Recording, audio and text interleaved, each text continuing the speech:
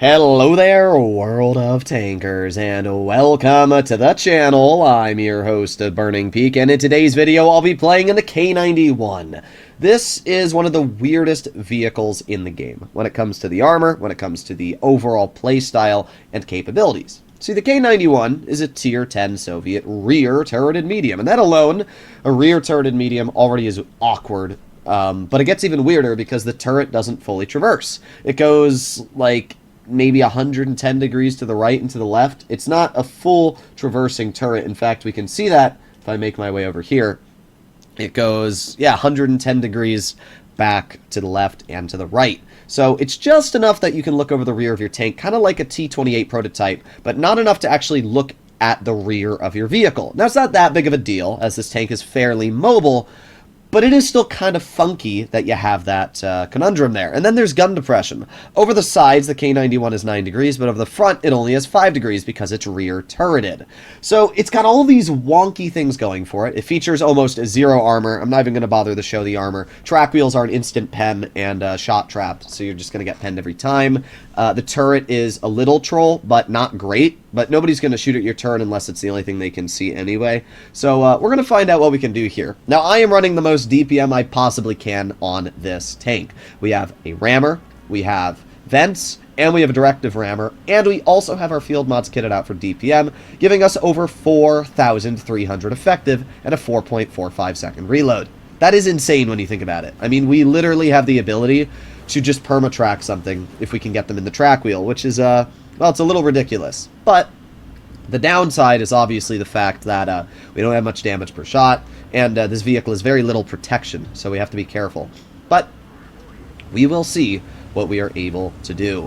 I'm going to make my way up Himmelsdorf Hill if I can, but I kind of took a bit of a wonky route. I mean, it's not that big of a deal. We're just going to take the slithery way up, and it should be a little bit of a shortcut we might be able to make halfway through.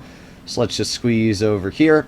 Now, the K91 is fairly fast. I think it goes upwards of around 55 kilometers per hour, which is decent. It's not like the fastest tier 10, but it's fairly mobile, as we can see. I just got to work my way around this hill here, and then we got to obviously spin around like this. Come on, keep on going. Ooh, ah.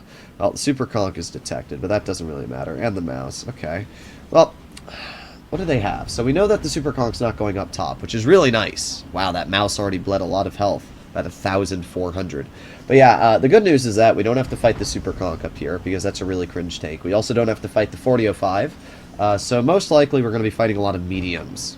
We've at least made it up the hill, which is obviously pretty nice.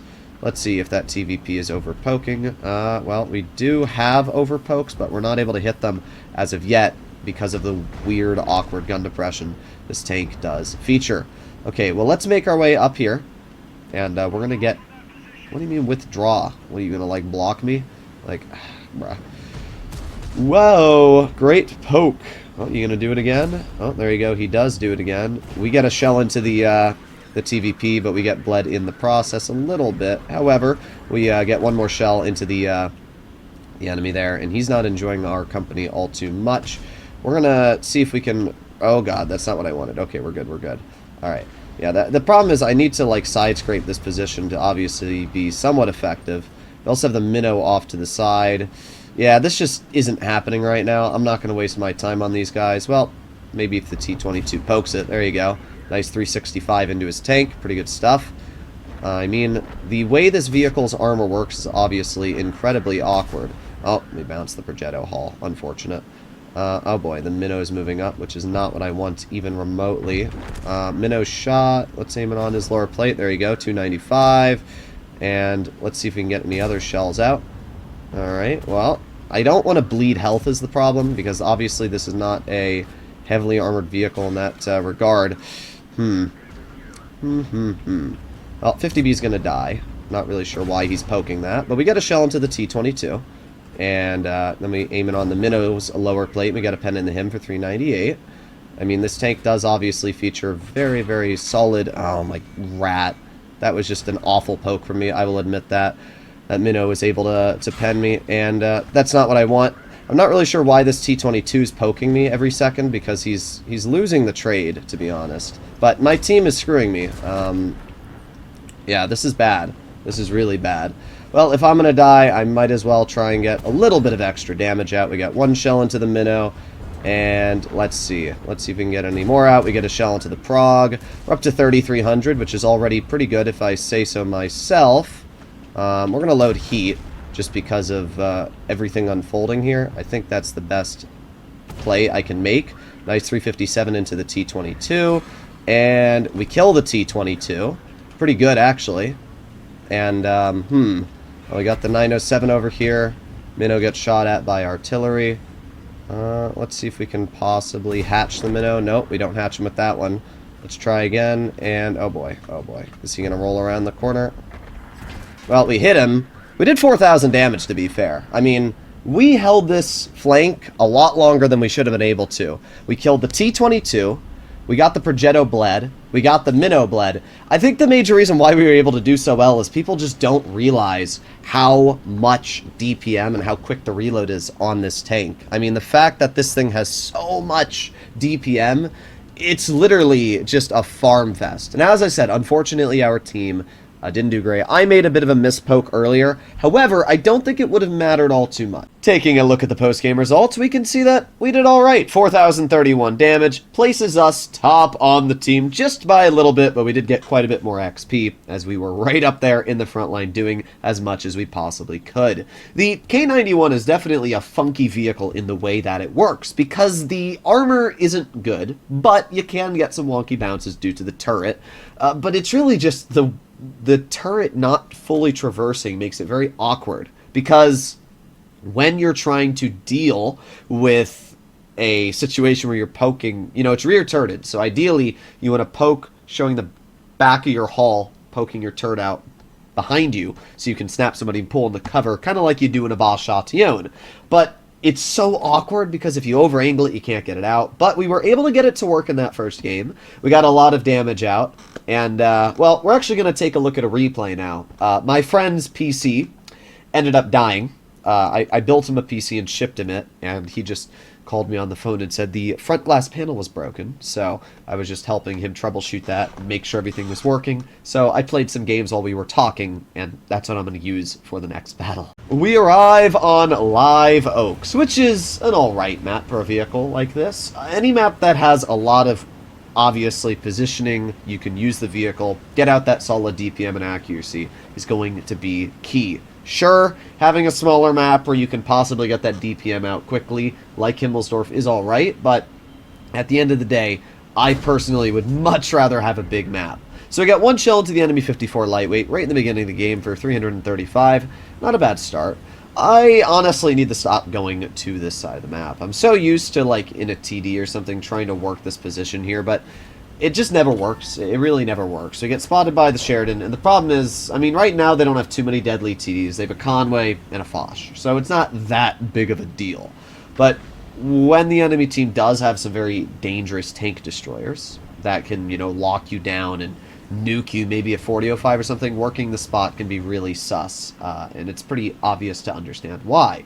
So right now we're seeing if the lightweight or somebody makes a move, aiming, and oh, there you go, lightweight pokes. Shell does not end up hitting. And I wasn't sure if I was spotted or not, but we did get detected, so we lost 330 health to the Sheridan. It's not that big of a deal. We're able to back up fast enough that the 261 doesn't hit me, but he does shoot my teammate for 335 or 200 and whatever, which is great.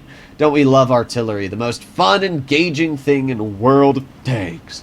Either way, we are going to flank and head over towards the standard B, CS59, the rest of all that going on, because obviously our team's not doing great in spawn, and I want to try and help them out as much as possible.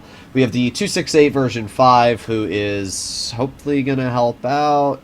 Let's see, CS is backing up. Nice! 268 gets a shell into the CS59. Okay. I mean, they do have some dangerous tanks. They have a 62A and an Object 140. And normally, they're not too scary because they're lower alpha, but you have to remember that this tank also has 320 alpha, so the 62A and everything else is just as dangerous. We are going to make our way right into this bush right here. And this should be a pretty good spot. The lightweight is detected, but we're not able to get the shell out, and ooh, that CS got nuked. Classic T92 artillery moment, you know, just taking off a casual 460 of somebody's health. So we're gonna keep on waiting here. We can't hit the Rheinmetall Panzerwagen from where he currently is, and we can see the enemy team has started moving up. I was tempted to shoot at the 62, but we shot at the 140. I don't know, shell just completely dipped. I mean, we have 0.31 dispersion, because I decided for DPM over accuracy. What I find weird is that our shells are missing even with that, which doesn't really make sense, honestly. Like, I don't understand why we missed that shot. But either way, we got one shell into the standard, and trying to get another out, we're not able to hit him. But we do aim in a shell on the lower plate of the 140, get that out. We're up to 900 damage, not too bad. Got the 140, can't really do anything to him. This is where the 9 degrees is actually quite nice on this tank. You can kind of work it side on, only show your turret, and actually get some troll bounces here and there. So we got the 62A in front of us, and I know for a fact I have way, way more DPM than the T-62A. And what I'm going to do is I'm going to turn my tank to the side here. I'm going to make it so that we can have enough gun depression, and there you go, right into the track wheel. Now, he does repair his track, but we aim it on the track wheel again, and we slam it into his vehicle once again. So just like that, we have perma-tracked this T-62A, and we have the angle to hit him. But the 140 is now driving over, and I have a decision whether to deal with the 62 or the 140. Now, I see my T-54 is shooting at the T-62A, so at this point, I decide I'm going to deal with the 140, because obviously this is the threat at hand. Thankfully, because of the fact I have so much DPM in this vehicle, we are able to bring down that 140 a solid, what, 600 health in just a 4-second burst there. It is crazy how fast you can actually deal damage in the K91. And it makes it very, very fun when you're actually able to get this gun to work. The reload is just insane. I can't say that this is my favorite tank. I don't love low alpha vehicles because you need to put them in a position where you're able to use that DPM, where you're able to use that alpha, you know, to just keep on peppering somebody. And yeah, you can get a perma-track out, and if you can, it's insane. But if you can't, and you get out-traded, especially because of the weird limitations this vehicle has, it does pretty poor. So it's back and forth, but to be fair, I did do an all DPM load here. I didn't need to do that. So we got the Sheridan, and we shoot at the Sheridan. However, the shell, I don't know. I thought I hit the bridge, but it actually didn't. I think it just went out in the open and missed. So a little unfortunate, but not that big of a deal. We are going to go wide. Again, with the way the gun depression works, it's much better to go side on to your opponent. So that's exactly what I'm going to do. I see the Conway's not looking at me, and for some reason the Sheridan says, I'm gonna YOLO you.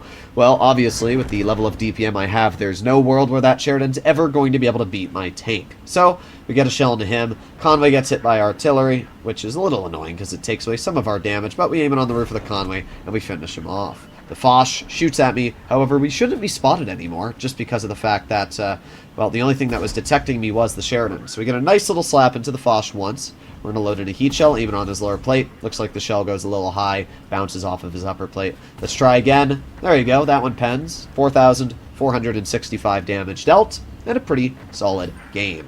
This is the K91, and it's quite a fun vehicle, honestly. I'm not going to say it's the best medium, because it's not. Even if you're a skilled player, there are much better options out there, like the STB, which can work hull down, or even the UDES, which has more alpha, hull down capabilities. But this is a fun tank, and when you can get that DPM to work, this is one of the most interesting and unique playstyles in the game. Let me know in the comments down below what you guys think, and as always, if you'd like to see more like it, please consider smashing that subscribe button down below. I'll see you all in the next one. Bye-bye.